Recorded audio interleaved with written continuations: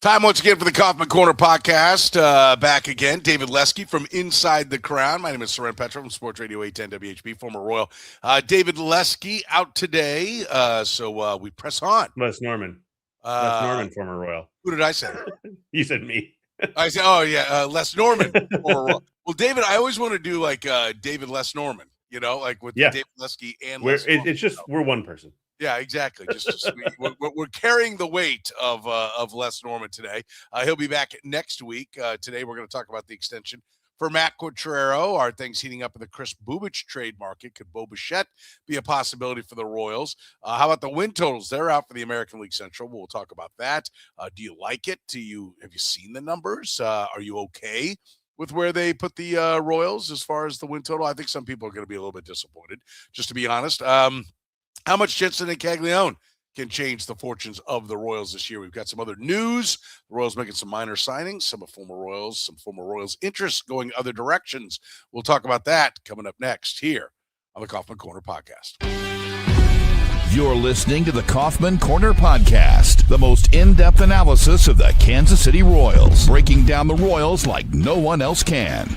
Kaufman Corner is hosted by David Lesky, Les Norman, and Soren Petro. David Lesky is an accomplished author and the publisher of the Inside the Crown Royals baseball newsletter. Les Norman is a former Royals outfielder. He's the host of Breaking the Norm with Les Norman on Sports Radio 810 WHB, as well as the author of Teaching the Tools of Hitting. Soren is the award-winning afternoon drive host of the program on Sports Radio 810 WHB in Kansas City. Kaufman Corner is proudly brought to you by Gann Asphalt and Concrete, Kansas City's nationally recognized full-service paving and pavement maintenance contractor, making parking lot problems disappear in Kansas City since 1994. Free consultations, no commissions, in-house crews, and every project comes with a written warranty. Find them online at GannAsphalt.com or call 816-484-3338. Gann Asphalt and Concrete, one contractor, all things parking lot. Now, here are your hosts, David Lesky, Les Norman, and Soren Petro.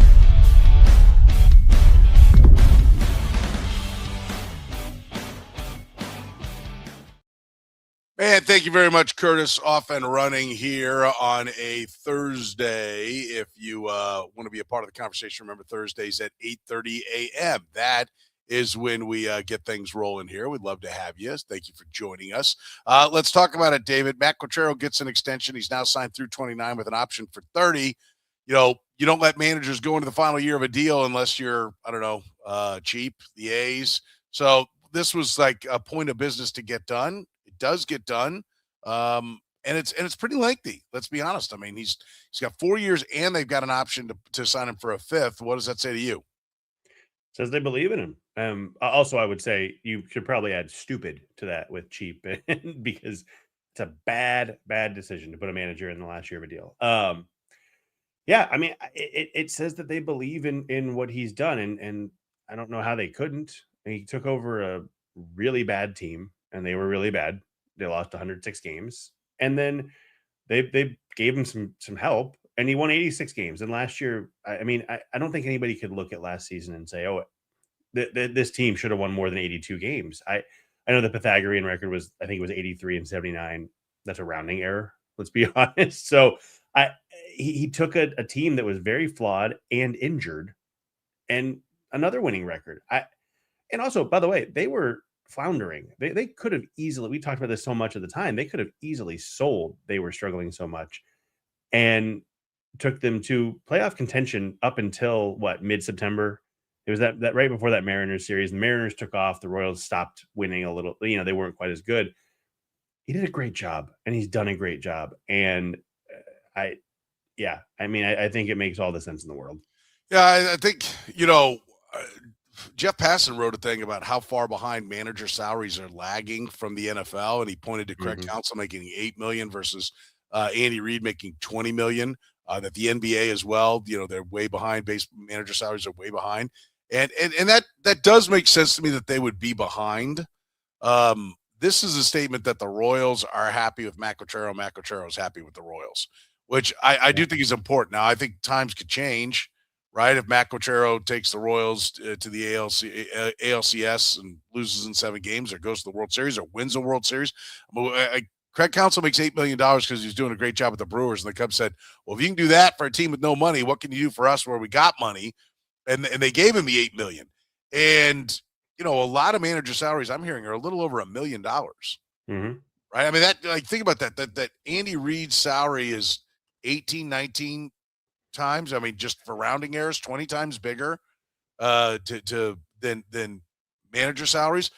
The fact that they came to an agreement, I was kind of texting with Passon, and I said, how do the salaries? He's like, they're really hard to find. Like NFL coaching salaries aren't the easiest thing in the world to find, but you can usually. But they're there.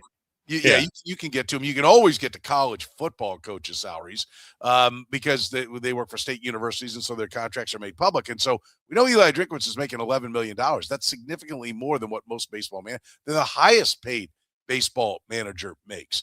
So we can presume that Matt Quatraro is, well below Eli Drinkwitz, well below Andy Reid, and well below Craig Counsell, I'm assuming. But whatever it was, he's happy to get it, and he's happy with where this thing is going. And I do think that speaks to, I think it's expected, but there is a little bit of, okay, good, we've got that done, because things are going well.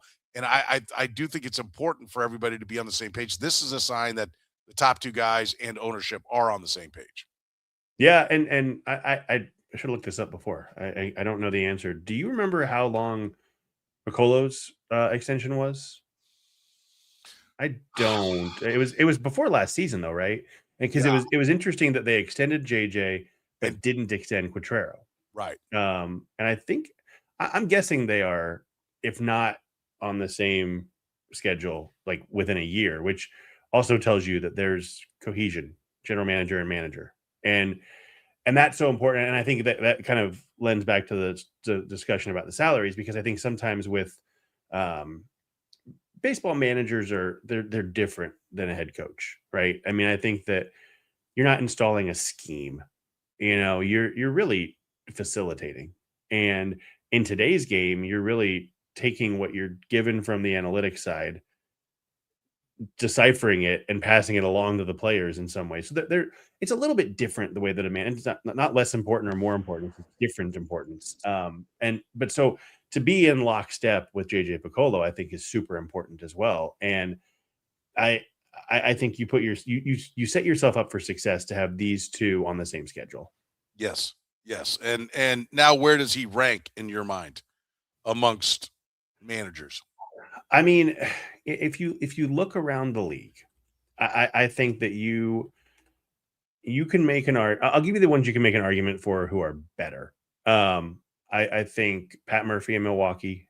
I think you can make an argument for Craig Counsell. He's a great manager. He really is. AJ Hinch, Stephen Vogt. You look around.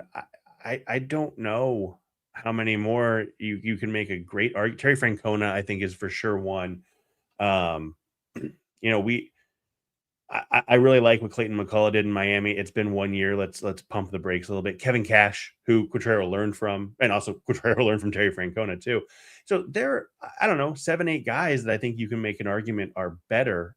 I think you could probably John Schneider. I don't know. Do you like him? Do you not? He was probably on the verge of being fired if they didn't win this year and they took off in May in Toronto. So I don't know. Is Aaron Boone up there? I think he's probably somewhere in that 7 to 10 range, and with an argument for higher, honestly. I think, you can make a case. Yeah, I'm happy with any of those guys that you said, but you can also, what I think is important is you can make a case for Matt Quatraro being the best. Yeah. I don't think anybody's going to land on that because he hasn't had as much postseason success. Let's be clear. He's had 2 winning records after taking over a team that was very bad amidst a regime change, having to put everything in place in the playoffs the second year, back that up with a winning year, and does have a playoff win. I mean, it's a wild card win, but has a playoff win. And so I think he's proven himself that he can at least do that. And he was in the fight with the Yankees. So, I'm fine with him not being number 1, but like, if you were his agent, you could sit there with a straight face and be like, what do these guys do that he hasn't done? Now, the payroll does keep going up. And so with that, comes more expectations. It's not one of the top payrolls in baseball, but he does need to, It's not one of the bottom either. Right, and he needs to keep being successful, which I anticipate him doing. Strengths and weaknesses for Matt Quatraro. What do you think he's best at? Does he have something he needs to work on? The biggest strength to me is his ability to communicate with the players, and I think that's in today's game. I would argue that's the most important thing a baseball manager can do, is be able to literally manage the players on the team. And I think that's so important, because you talk about like bullpen usage, and yes, that's a manager thing, but it's a really big group effort. When Cole Reagans has 112 pitches, he never gets there, had 102 pitches in the 6th inning with 2 outs. It's not just Matt Quatraro going, "Oh, I want to go to John Schreiber. I want to go to whoever." It's Quatraro and Sweeney and now Mike McFerrin, and they're calling down to Bichette. I mean, it's a big group effort. So I think he does well with pitching management, but I also think that's part of a bigger thing. But the biggest thing for me is communication. The one thing, and I think that this is an evolving trait. I sometimes think he's a little too quick to make a move in game, like pinch hit, pinch run. And I say that, and I don't even fully believe it. But I in some ways I do, because there are times he'll pinch run in like the 6th inning for Vinny Pasquantino. I don't even know if that's happened, but something like that. And then the run doesn't score, and now Vinny Pasquantino's spot is up, and it's Tyler Tolbert, and you need that run. And so I think that there's a little bit of, hey, let's go now while we can. And I understand that to some extent, but I think he plays the long game in like weeks, but not always in the game, I guess is what I'm trying to say. And so that it's a small criticism though, because I don't mind a guy going for it either. It's like, we get a guy on base. It could that be your best chance? It's the whole argument about using your closer in a different spot, and I don't mind that. So maybe I'm being hypocritical. Pitching staff though, no faults there? How could you fault that? I mean, I agree. Especially, let's think about the 2025 season. 2024, I think you look at this, they were healthy. I mean, they got a bunch of innings from their starters, made it real easy on everybody. They were not healthy. Cole Reagans made, what was it, 13 starts or 14, whatever it was. Chris Bubic was at 20. Waka made most of his starts except for that weird concussion in September, which I'm laughing at. I shouldn't laugh at. Lugo missed a bunch of time, twice. A little time once and a bunch of time the second time. Michael Lorenzen got hurt. They thought they would have Alec Marsh. He didn't pitch at all. There were a lot of injuries this season. In the bullpen too. Lucas Erceg missed time. He was the guy. I mean, he's the guy that you call on in any situation. What they did to have one of the top 7 or 8 pitching staffs in baseball with those injuries, how could you fault him? Yeah, I think last year was just again, I mentioned the 82 wins backing it up, but you could even make a case that the 82 wins last year are really the reason to celebrate him. That's the better year with all the games lost, because it was a phenomenally healthy year 2 years ago when they went to the postseason. I mean, and the pitching is the most important part of what the manager has to deal with. I'm with you. I do. There are times like, okay, we're going to pinch run here. Like, you're sure you're good. This is it. This is the place to get the run. And I've always wanted to, but it always seems like there's too much like to dive back in and be like, okay, did he anticipate? Was he actually 3 steps ahead that he's like, if I wait to do it here on the pinch hitting, I'm going to get this reliever. But at this point, I'm going to get this reliever. So I like the better matchup here. I know I might be sacrificing something in the end, but I like, whoever I'm going to the bench against, this guy is, got a 745 OPS, but if I wait and do it, he's only got a 587 against the guy that I believe that they're going to come out with. I've always assumed, though, as prepared as he is, that he's 2 moves ahead of me, and I'm the next move. And he's thinking. Do you remember? It was in, I think it was 2023. I don't remember any of the people, but he pinch hit for somebody, and he got grilled for it, and he said, "Well, the reason I did this is because if I didn't do this, they would have brought in this guy in the 7th and this guy and I remember listening to that going, oh, I'm good with no matter. I'm happy with Matt Quatraro because you're right. To your point, he's always thinking about what if I do this now, what's it going to be 2 innings from now and 4 innings from now, And so maybe my criticism that he isn't thinking as much in game is wrong. But when he said that, I was sold. I just always assume like I need to look deeper. I'm going to give him the benefit of the doubt and figure out, because I know he didn't do this without thought, right? Without preparation. Right. That there's definitely a plan for where they're going with things. All right, we want to talk about Chris Bubic, whether or not that trade talk is going to heat up. There's maybe a new team that's interested in him. We'll discuss that next after you hear from our friends at Whataburger. This isn't just any burger run. This is a burger run for Whataburger Sweet and Spicy Bacon Burger. 2 fresh all-beef patties with melty cheese, grilled onions, crispy bacon, and sweet and spicy pepper sauce. One for you, one for him, and one for your unofficial roommate, Brad. Always order an extra. You know, for Brad. The all-time favorite sweet and spicy bacon burger from Whataburger. Just like you like it. Northland Injury Law, Kansas City's Google 5-star rated personal injury lawyers, serving KC for more than 40 years, voted Kansas City's #1 accident lawyers, helping people with serious injuries from car accidents, work accidents, falls, and other personal injuries. Northland Injury Law doesn't get paid unless they get money for their client.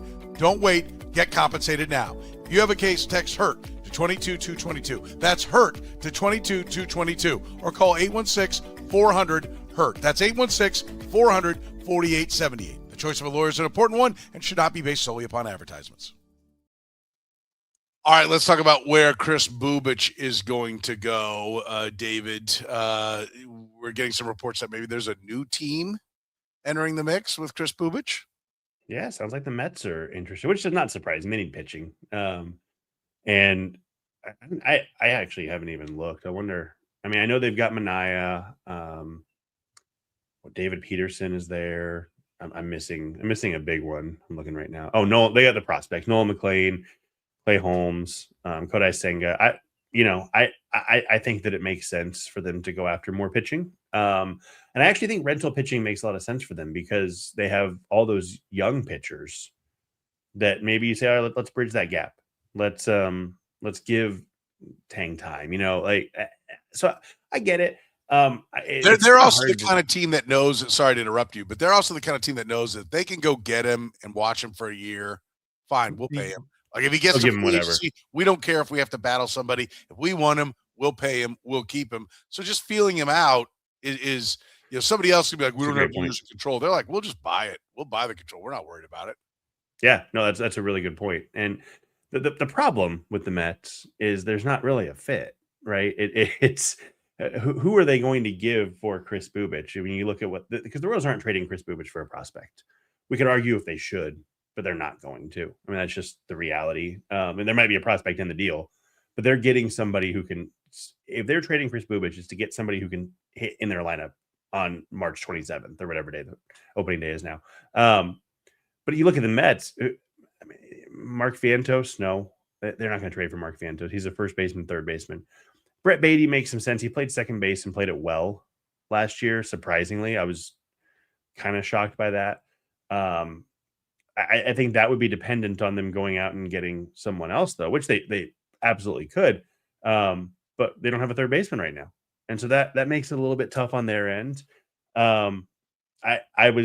This is just me being stupid. I was playing around with a 3-team trade, and I think you could make it work with the Cardinals to send Bubic to the Mets, Donovan to the Royals. The Mets could also get like Lars Nootbaar and then a bunch of prospects going back to the Cardinals. I think that there's actually a fit there. But that's where the Mets part gets a little bit tricky is who do you get? What about Carson Benj is a prospect? Yeah. A center fielder. He's left-handed hitting. He doesn't solve, getting another right-handed bat in. But he's a guy that some people are really high on. He rocketed up the system and then had problems at AAA. But I saw on like the underrated prospect list, one of them, he was like the number 3 or 4 on the most underrated prospects. And, he does get on base. He's not a big power guy, but he has some speed. I think he stole like 24 bases last year, and 24 or 26. I think he was overall. Now this is at some lower levels, right? So I think he came AA and then at AAA, topped out at AAA. So I think he was at 3 levels last year. But I thought, okay, would they pivot when I saw that, I was like, okay, with the, because there's talk that he's going to compete for the center field job for the Mets. Yeah. Spring training this year. And I don't think that's probably the case. I think he probably deserves to go back to AAA. But if you're the Royals, and listen, I've got no information pointing this direction, but I was just like, all right, when we mentioned the Mets, where could it be? And I'm with you. Like, remember Brett Beatty was a big talking point for them at one point. They're talking about a left-handed reliever. I was like, well, AJ Minter, could it be reliever and prospect outfielder that you think's not too far for Chris Bubic? Like, have you come off? I have trouble with I think, is it Benj or Benji? I can't, whatever it is, doesn't matter. I have trouble with them because he's like top 50 prospect. And I don't know that you're going to get a top 50 prospect for Bubic. I think if the Mets is in the new list, is he that high? I trust your prospect knowledge over mine.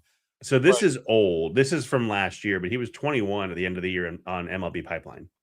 Oh wow. Okay. Yeah. I was looking at a preseason from last year, so that would speak to it. So, and I think Fangraphs had him. I just saw this 59. Well, then that's a pipe dream. Then you're definitely not getting right. It would no, probably there's an with Chris Bubic to make that deal. But you wonder, like, and I wrote about this morning about offsetting some salary because they're up against it. I have my doubts, but I think it's possible. Could they trade Estevez? And would that then start to get there? The Mets get a late inning reliever and Bubic, and they could get I don't know, maybe. I'm notoriously terrible at these trades. Every time I do it, I'm like, I'm an idiot. I was really stupid, but I still do it because I'm an idiot. But I think that they couldn't put something together to make that work. I don't actually know what the Mets system looks like in terms of catching prospects. I mean, is Bubic and Blake Mitchell? Does that get it done? Maybe. I don't know. I would be very interested in getting him. I just don't know that Bubic can do it alone. So right. That's where you start to get into okay, well, where's the 3-team deal? Because you remember heard rumblings of a 3-team deal. Yeah, they were now just hearing who the third team is. Yeah, JJ was open about it. I mean, I don't think I've ever heard a GM go, yeah, we're talking with multiple teams and potentially in the same deal. So you start to think, okay, how can they make that work? And I could see Mets and Cardinals, and I think the Mets would love a guy like Lars Nootbaar. I think the underlying aspect here is that there remains interest in Chris Bubic, and that the more people you get calling about him, the more the people who were like, well, I'm not sure I want to do that, start to go, well, you know what? If they're interested, we better get going here, right? Like you covet. Well, and look at the cost of pitching in trades. I mean, you saw what Cabrera brought back. Was it yesterday, 2 days ago, whatever it was? You start to look at it and you go, okay, well, and I think the Bubic market will continue to be a little bit slow because Framber Valdez and Ranger Suarez are still out there. And so for a team like the Mets, it's why would you trade something you like for a pitcher when you can just give money to a guy? Right. And so I think that's still slowing some things down, but I don't know. I still think the Red Sox are the best fit, but we'll see how that goes. We had this on the rundown for later, but let's talk about it now because you mentioned Edward Cabrera, and he went for Owen Casey and 2 other prospects, right? Edward Cabrera for the Marlins to the Cubs, and Casey, that name, I'm like, oh, who is that guy? Sounds familiar. That was one of the names that everybody had. The Royals, like, okay, the Cubs are interested in. Who was it? Bubic before he got hurt? I can't remember who we were talking. No, it was Lugo. Yeah, Seth Lugo. When everyone's talking about, okay, it's not going to sign Lugo, they trade him, and we were talking about he was one of the 2 outfield prospects that we were talking about all the time. And I think as we look back at it, I think that's one of the things that's of note is, we see what he ultimately went for, what the Cubs were looking for. The Cubs didn't want to do a rental because they ultimately moved Casey, but they moved him for Cabrera, who they have 3 years of control on. Mm-hmm. So now they moved more than him, but it was clear that they weren't going to just put him in. And, everybody in Chicago seemed to know that Tucker wasn't going to be sticking around. I guess he still could land there, but, everyone there seemed to think he wasn't going to be sticking around. And so I think that your point about Cabrera, I think, is a good one. Look at what he brought back. But I think it also defines why maybe the Seth Lugo deal didn't go down because the Royals probably would have been looking for one of those top 2 outfield prospects. And in the end, he didn't go. And he took other prospects, but he was at the heart of getting Edward Cabrera. The Cubs were thinking something a little bit different. Yeah, for sure. And so it's I don't know. I look at the pitching market though, and I mean, it feels like the Grayson Rodriguez, who is, you don't even know if he's going to pitch, brought back a legitimate bat. I mean, I know it's 1 year of Taylor Ward. I'm blanking on the one I was just about to mention. I lost it in my head, but there was another one that brought back a lot. Maybe pitching is more expensive this year on the trade market than anybody thought. And all of a sudden, if you're the Red Sox, if you're whoever, you say, oh, maybe we will give Jarren Duran for Chris Bubic.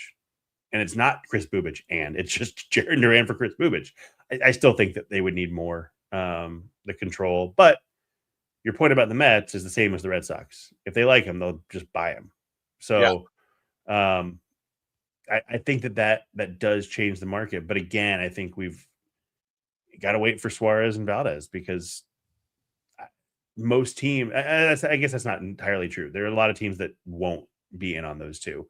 And they could look at Chris Bubic and his $6 to $8 million arbitration salary, which I think we find out today. They file today, I believe. So we'll have a better idea of the numbers then.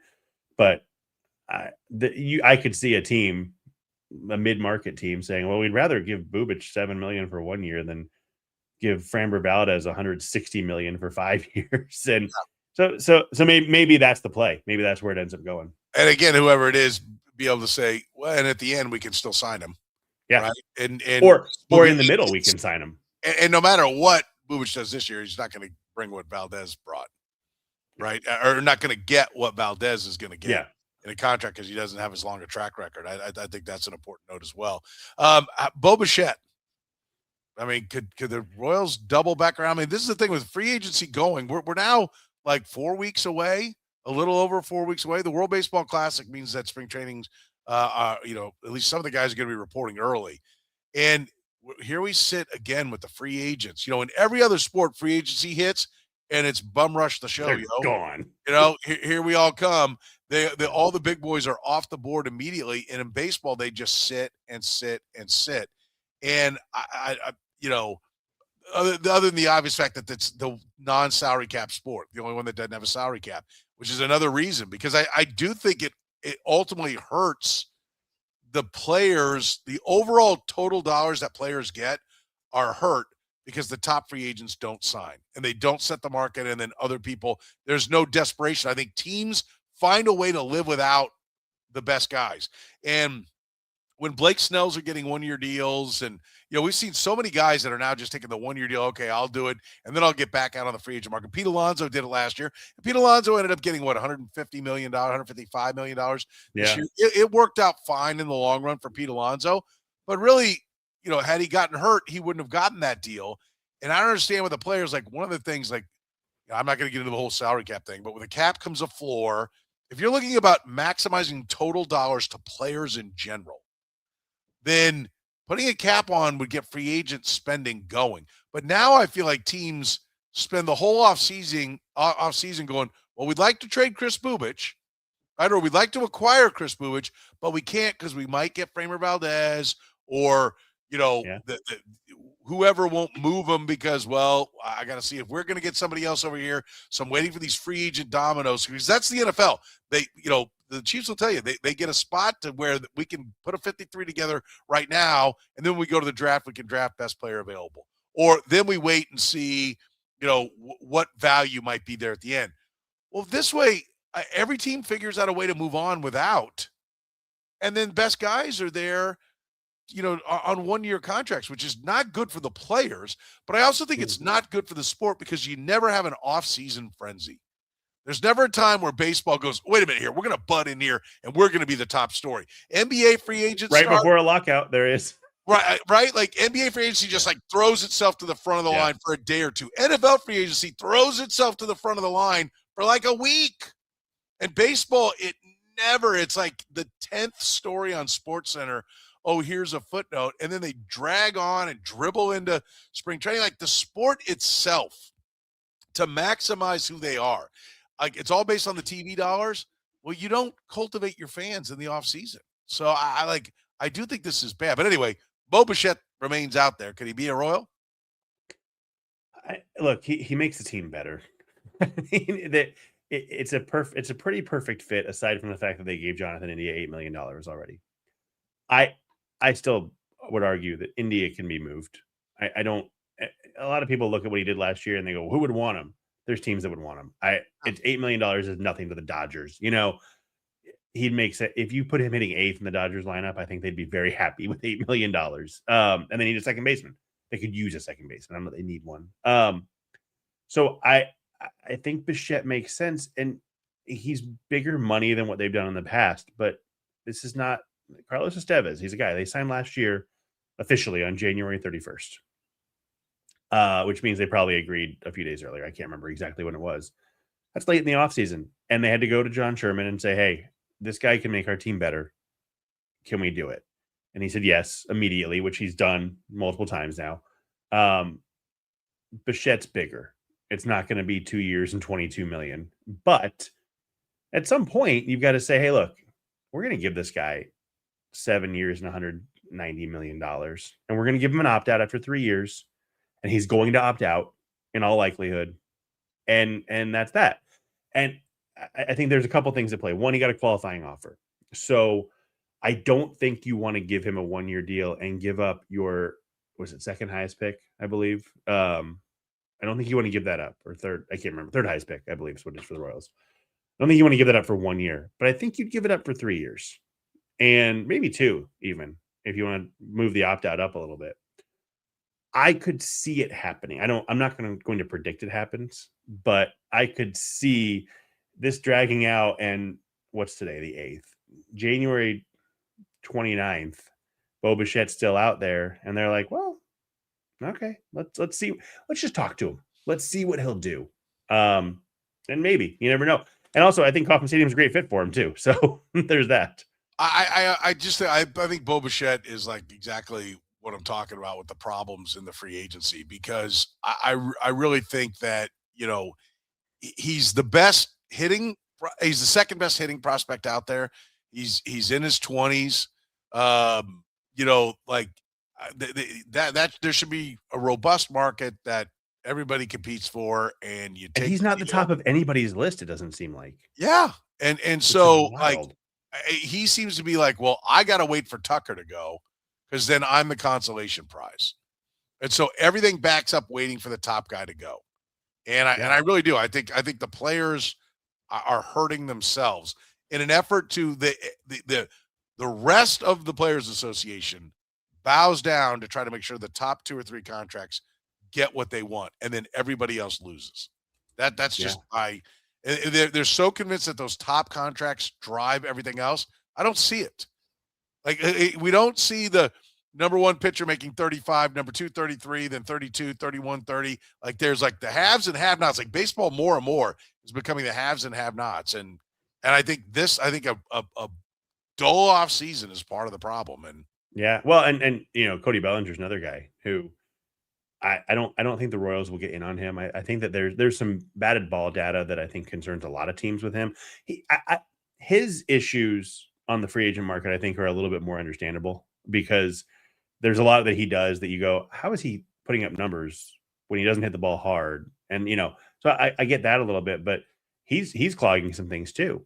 And the Yankees, this is bizarre to me. This is a tangent, so I'll go off it pretty quickly, but the Yankees are saying that Cody Bellinger is their top target and Kyle Tucker is their second target. How is plan B twice as expensive as plan A? Like, just give plan A $20 million more. You're the Yankees. And then the whole offseason starts to move. So it's a longer discussion. It's a mess though.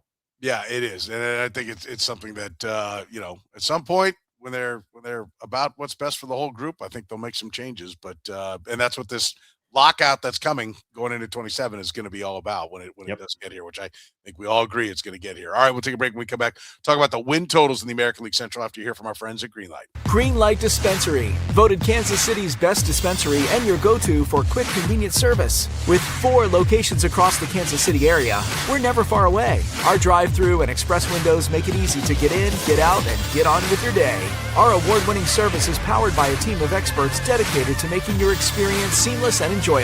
It's no wonder we've been voted the best. Convenient locations, fast service, knowledgeable staff. That's the Greenlight difference. Visit us today. This episode of Kaufman Corner is brought to you by Frontier Justice, where freedom is a lifestyle grounded in safety, responsibility, and respect. With locations in Lee's Summit, Missouri, Kansas City, Kansas, and Jenks, Oklahoma, Frontier Justice offers firearms retail, a premier indoor shooting range, and training all under one roof. Whether you're new to shooting or a seasoned pro, you'll find expert staff, top-tier gear, and a strong sense of community. Faith, family, freedom. That's what Frontier Justice stands for. Visit frontier-justice.com to learn more. All right, let's talk about these American League Central win totals. Tigers, 86.5. They're tops. Nobody's shocked that the Tigers are up at the top. Royals, 81.5. Guardians, 80.5. Twins, 71.5. White Sox, 63.5. So they've got the White Sox out of the 100 loss, but still things don't go right. They can be down there. Twins definitely taking a step back. It was kind of like a foursome last year going in. Tigers definitely taking a step forward with the Royals and Guardians being threats. That's what this says right here. I think overall on the division, 81.5. Do they have it right with the Royals? I have them at about 83, 84 right now, which is, I mean, to use the term I use earlier, it's a rounding error. So yeah, I mean, it's pretty close. 81.5 is fine. I personally think you could bet right now and make some money if you go on the over, because I think they're going to win more than 81. I think they're going to win 82 plus games. So I think they do have it pretty close. The Royals are still a bat away from being real threats to the top of the division. We'll get to this, but that bat could be internal. Yes. They need to get more production from somewhere in the lineup than they currently have based on last year's numbers, I guess is the best way to put it. And so I think 81.5 is close. I probably would have put it at 82.5, but again, it's a win in January. Who cares? I want to be clear that, for people that aren't gamblers, more and more people are, but when you do the totals, like the odds that are put out there are not put out there as a prediction. They're put out there to try to generate interest, an equal number of amount of interest. One, generate a lot of interest, but hopefully, put it even money on each side, right? Because they just want to make the juice. They don't want to have any risk. Like if everybody's on one side, they have risk. They don't want to be rooting for somebody, unless they think they can, swindle you. But so this is what they think the market will bear. And I get it. I think the general public, the non-Royals fans, the Royals fans are going to smash the over, right? They've been over it the last 2 years. They have Carter Jensen and Jack Caglianone. Those are the bats we're going to talk about in a minute that can improve the lineup already. They've added, Isaac Collins, who was, one of the top 10 rookies last year in baseball. So, and they expect to be healthier with their pitching. So why wouldn't you when they won 82 games? Like, to me, if you're a Royals fan, smash the over. I think the water's real warm if you want to bet over on the Royals. I'm not saying you're going to win. I think, but you're fine to go do it. On your way, go, why is it so low? Is it just a perception? Because, yes, that's the general perception around baseball, is that it's the Royals. Having winning records back-to-back is already improbable. Doing it back-to-back-to-back, they're not going to do it. But they also know that a lot the money, and they don't take big bets on win totals. So you can't, they're not taking, you hear about Mattress Marv or whatever the hell that guy's name is, who'll bet like, $1 million on something. They don't take $1 million on win totals. So, there is coverage, but I think the people who do bet it are analytically driven. And so they're going to know. So it does make me go, why isn't it higher? Like I could have seen this line at 83.5. Whatever you think the team is going to be, however, the extremes, the best team and the worst team, you're always going to be surprised that it's not as high as you think, right? And you even see that with the as low, as low, or as low, like on the low ends. Yeah, the extremes are never as extreme as you think they're going to be on the totals, because they have to account for all the things that can happen. Like the good teams can have injuries and drag them down, right? Like we finally saw that happen to the Chiefs this year. But when you're like 11.5. Auto over, and it works because they just can't put themselves out there on the extremes. And so the Royals are kind of in this middle area where they're just kind of glued to the 81, right? Because if you're an 85-win team and a few things go wrong and you fall out of the race, and at the end you play young players and you send everybody to surgery, all of a sudden at the end you go, 2-9, And what was looking like it was going to cruise to over by 3 games now goes under by 2, really not based upon what you would analyze the team for, just based on what is the normal progression of happenings in baseball coming down the stretch as the teams start to, separate into still in it, not in it mode. So I have caution when I go to the window, but I go to the window definitely with an over bet in mind, I mean, do you agree? I agree. And I think that you're right to the point. The public is a big part of that because the Royals are the Royals, and they're not the Royals until they've proven otherwise. And to a lot of people, they haven't proven otherwise. And so that's part of it. The one, honestly, I think the White Sox is way too low. I like what they're doing. I really like what they're doing. I also the Twins are super interesting to me too because they still have Joe Ryan and they still have Pablo Lopez, and Bailey Ober's pretty good. Debbie Matthews has a chance to be pretty good. But don't you think that 71.5 is partially because they're not sure that all those guys finish on the team? That if it starts to go bad, that they'd be chopping it up. Like nobody, I think part of that is that's a good point. No one buys that the Twins are not for sale. Right. Well, and I wonder, do you know how do they, when they set that, is somebody sitting there going, well, they're more likely to sell in July, so they're going to dump. Is that how they do they take that into consideration, or is it where they are right now? Yeah, I think when they were up for sale and they thought they might have some interest and they started selling off assets to make the bottom line look better, that the feeling is, and then they didn't get what they wanted, so they said, okay, now the team's not for sale. Like once you admit you're willing to sell the goose that lays the golden egg, then it's for sale. It's just a matter of getting your number, or it's a matter of you if you're selling, being desperate enough to sell the team. So yes, I do think like the Twins. I think the Twins are probably one of the more difficult numbers. I agree. There's some talent on the Twins team still, but I don't know that you can count on it being there. And if they do sell, and part of it's they had an outfielder that stayed healthier than he's ever stayed.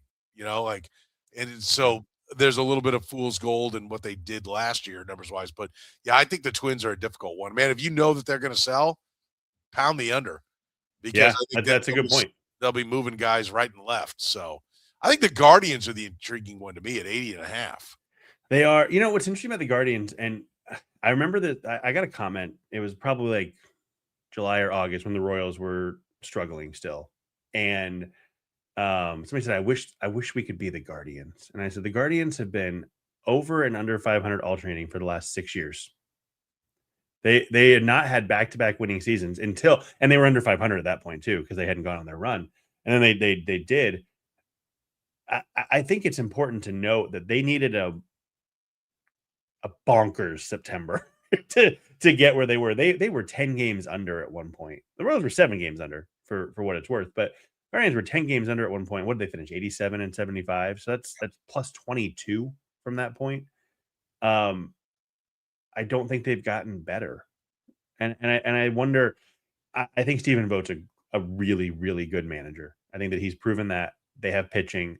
They've got Jose Ramirez. But they're interesting to me because it's not hard to squint and see the wheels just completely falling off them. It's also not hard to squint and see them winning 92 games. So you're right. They're so difficult because they don't ever seem to have the talent, but they always seem to win. Yeah, I think you go into the Guardians and you're like, okay, they don't look that good, and then you got to figure out, well, why are they going to be better than I think? Because that's what they do every year. They're the team that does it. We mentioned like if the Royals get the bat, whether that's acquiring it in trade, then okay, we really love the over 81.5. But and I know you wrote about this not too long ago on Inside the Crown as well. But Jack Caglianone and Carter Jensen, I mean, if they reach what their ceiling is for second year or for first full year players, then that could solve it right there, right? Everything that the Royals need. Like, what are the best and worst case scenarios do you think for these guys this time around? Well, I mean, look, Jack Caglianone, what did he? I'm going to pull his numbers up exactly because I want to get them right from the minors. I mean, this guy hit. It was, of course, I clicked the wrong button. This is always good. He hit 337, 408, 617 in the minors. There are not many guys who match that. Minors are the minors. I'm not saying that he will get there, but the upside with Jack Caglianone is legitimate MVP vote, middle of the order bat. I mean, that's not me saying I think he's going to do that in 2026 or ever necessarily. I mean, I wrote about he chases too much, he hits the ball on the ground too much, which I think the ground ball is actually good news and bad news are a result of bad pitch recognition, which, by the way, Connor Dawson, who they hired, is one of the best in baseball at helping fix pitch recognition. I don't know how he does it, but he's great at that. But if Jack Caglianone, he's a guy who one couple little tweaks is slugging 530, and he's so powerful, he's so strong. Part of why he chases is because he gets to so many pitches. He has great plate coverage. I think that if he can, I think he was in his head. I don't think anybody could argue that. If he can get out of his head, and if he can fix some of these pitch recognition issues, which guys have and guys fix, they do. Again, I don't know how they do it, but they do it. He could be an absolute monster. And we saw what I think Carter Jensen, I think there's a very real chance that Carter Jensen's numbers in his cup of coffee are never better, or they're never better than the numbers that he had in September. But that doesn't mean he can't be a really good player. And maybe I'm way off here, but he's a guy, he doesn't swing at bad pitches. He makes good contact. He doesn't swing and miss all that often. I mean, kind of a perfect hitting prospect in some ways. It's not entirely true, but on a very basic level, he does everything that you want. And there is a world that you look up on September 29th or whatever the last day of the year is, and you go, oh my God, the two best hitters on the Royals were Carter Jensen and Jack Caglianone. And if Bobby Witt Jr. is not the best hitter on the Royals are going to the playoffs. The Royals are winning 90 plus games. Right. So yeah, I mean that's where the upside is. Will it get there? I wouldn't predict it, but that's the upside. Yeah, I think in what is it, fourth that Carter Jensen is odds wise for the rookie of the year? Fourth or fifth. That you want to talk about another good bet? You can make some money there. I think. Yeah, they like catchers. Yeah, I mean, like I think, especially the way he played, I was kind of surprised he was down that low. But there's more. There are guys that had a better prospect pedigree coming up, and so they're going to get the love. And I get it. It's not like Carter Jensen did this over 400 at bats, right? But I do think I agree. I mean, I think there's some value if you like to bet on things to root for your Royals, to root for your teams. This is a pretty good one. This is a pretty good spot to go get it. See, I always lose, so I don't bet on them because that means that they'll. If I bet on them, that means they're going to tank. Yeah, I don't. I try to not be, what is that? What's it called? Where you're worried about superstitious. Try not to be superstitious like that. I do always feel like, yeah, of course, I bet on them and it goes to hell in a handbasket. I just make a rule. My advice to people would be, I only bet on my team. If I think the negative is going to happen, like if I think they're going to lose, I don't bet on them to lose. If I think they're going to go under, I don't bet I'm going to be under it because I do not want to be coming down to the end of a game or a season rooting against my team. Yep. So either, bet on them or don't bet it. And if they don't get there, you can be like, well, I was right. You can feel good about being right. And I'll tell you what, when I don't bet them, no matter what, I feel good. I don't, like the season goes to crap. I feel good about my decision because if they lose, I was like, I got it right. And if they win, I'm like, thank God I didn't lose my money. Yeah. So like either result in not betting the negative is a positive for me. Right. When this is good betting therapy for people. I think. Yeah, let them know how to do it. So I either bet the Royals over or I don't bet them. Last year I didn't bet them. So, do you remember what the over-under was last year? Or did I? Wait a minute. Was it 78.5 and they got there at 82? Maybe I did. Maybe I'm getting confused with, because I had them for 88 wins. Now I have to go back and look. I don't bet enough to make it really like this. Oh my God. Yeah.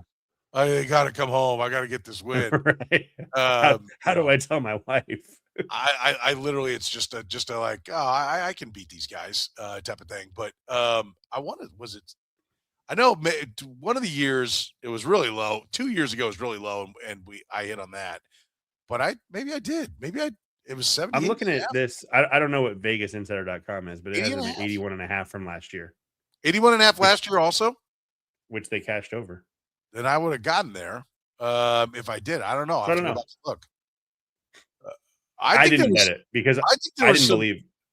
I think early on you might have been able to get in the upper 70s. Maybe, yeah. Yeah, that might have been the last was number. late in the move. That might have moved the market a little bit on it, but yeah, I can't remember. Anyway, but look, if Jack Caglianone, I'm with you. I love the way you put it. If Bobby Witt Jr. is not the best hitter on this team, then we know that the Royals are in really good shape. I totally agree on that. But what's the percentage chance that they have that kind of change the move the needle type of season in your mind? I think Jensen's more likely. I think Caglianone, to me, it's not. Well, I was about to say I don't think it's an aha. All of a sudden he just hits the ground and is amazing. But I also think he's so talented that there is a chance it happens. I think Jensen's more likely to be that guy just because the swing decisions are there. He's hit the ball harder. I think it helps that he isn't going to be defensively challenged as much. And I know that's weird to say for a catcher, but he's going to catch 75 to 80 games. I think that's the plan. Jack Caglianone's playing out of position for theoretically 160 games. I think there's some challenge there for him too. So both of them, 2%. I feel bad saying that, but I think one of them becoming a very real difference maker. I think there's a pretty good chance. I don't know. I'm not going to say 100% or 70%, but I think Carter Jensen can be. I don't know that he can supplant Bobby Witt Jr. as the best hitter in the lineup, but I think he can be a difference maker in 2026. Yeah, I did too, and I especially I think the second half is where you look for something to really start to come together there when it comes to Caglianone. I'm hoping he can survive and then thrive. That's Carter Jensen. He needs some success early. Yeah, I think we can agree on that. Yeah, but I feel like Carter Jensen's going to hit. I think he's going to hit. Couple nuggets I want to run by you just to wrap things up. First of all, I'll save the better one, the one I like more for last. But Michael Lorenzen, 1 year, $8 million to the Cubs with a $9 million option. First of all, does Rockies or to the Rockies? Yeah. Does Michael Lorenzen just love having option years that are never going to get picked up? Has anybody ever it's always with the Royals? It was what was 7.5 with a $12 million option? It's no, it was 5.5 with a $12 million option with $1.5 million buyout. I think he likes having the security of the buyout. he likes to know, hey, I'm going to get a check at the end of the year. Yeah, no matter what. And so this is probably along the same lines, but I mean, I just find that to be kind of just what is with the it's an option that you can do the math and go, no one's going to do this. If the club said yes, you've had a Cy Young, you finished second in the Cy Young, right? There's just no means to get there. So I found that contract kind of comedic, but I also think it points to the Royals, going out and getting Kolich, and getting Bergert, getting Bailey Falter. They don't have to spend that. Right? They're not buying that. This is a sign of progress that they're not having to buy a guy that they're, we're now looking at. We've talked about the depth that they have.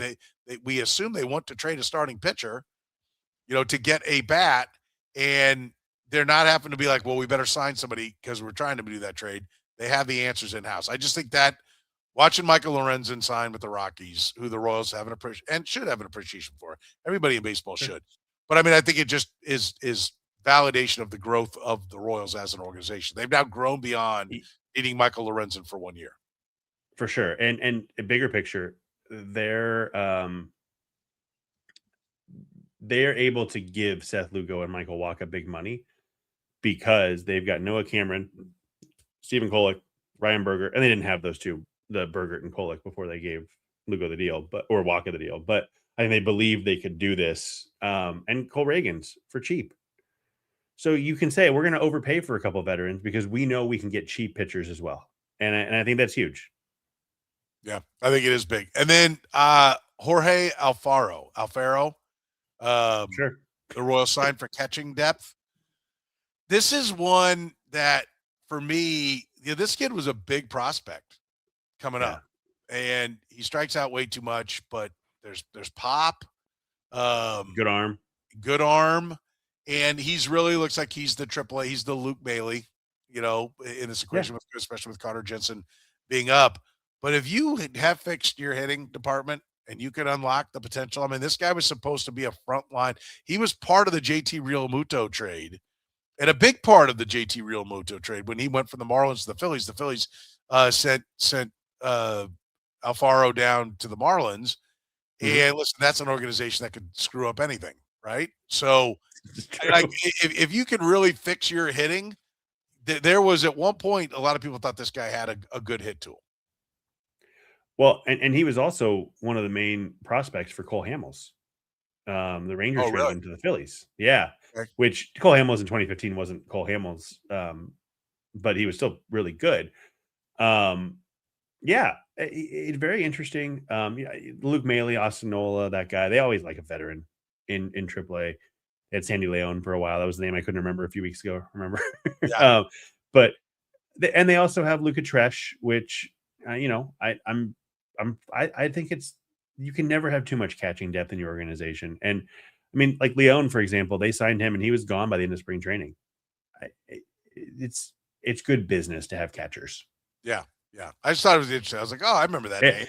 He's an interesting name, though. You're right, because if I remember, big power, like the big guy, did everything. 6'1", 240. He hit. I'm looking right now. He hit 18 homers for the Marlins in 2019. That's a solid player. I'm a little bit concerned because he has played in left field. We know the Royals like to just shove guys in left field, so we'll see how that goes. But no, I think he's good catching depth. Yeah, I think so as well. Listen, if you enjoy the Kaufman Corner podcast, you can always help us out by supporting our great sponsors like Greenlight Dispensary, 15 locations in Missouri. More on the way. Greenlight's your go-to for all your cannabis needs. Tell them you saw them right here on the Kaufman Corner podcast. Of course, Northland Injury Law, Kansas City's best. They've been serving KC for 40 years. Voted the #1 accident lawyers in Kansas City, 5-star rated on Google. Yep, they do that as well. If you've been hurt in an accident at work, if you have a case, text HURT to 22222 or call 816-400-HURT by our friends at Frontier Justice. 3 locations: Lee Summit, KCK, Jenks, Oklahoma. Whether you're new to shooting or a seasoned pro, find expert staff, top gear, and a strong sense of community.